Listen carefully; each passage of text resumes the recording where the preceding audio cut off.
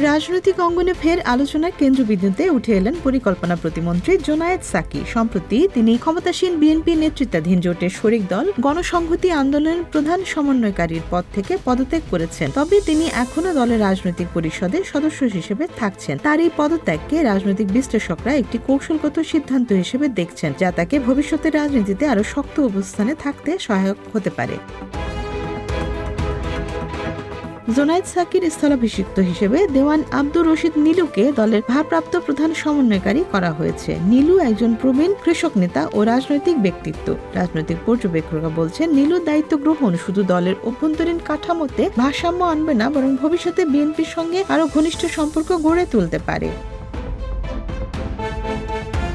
একই সময়ে রাজনৈতিক মহলে গুঞ্জন ছড়িয়ে পড়েছে যে জোনায়েদ সাকি আগামী সময়ে বিএনপিতে আরো সক্রিয় ভূমিকা নিতে পারেন। বিশেষ করে সম্প্রতি জানা গেছে যে কিছুদিন আগে জোনায়েদ সাকি নিজেই বিএনপি কার্যালয়ে গিয়েছিলেন, যেখানে তিনি দলের নেতৃত্বের সঙ্গে বৈঠকও করেছিলেন। এই সাক্ষাৎকে অনেকেই ব্যক্তিগত রাজনৈতিক পরিকল্পনা ও ভবিষ্যতের সম্ভাব্য পদক্ষেপের ইঙ্গিত হিসেবে দেখছেন। কেউ কেউ বলছেন তিনি বিএনপিতে যোগ দেবেন, কারণ বিএনপিতে শেষ কথা বলে কিছু নেই। তাছাড়া দীর্ঘদিন তিনি বিএনপি সমমনা হিসেবে রাজনৈতিক অঙ্গনে পদচারণা করেছেন।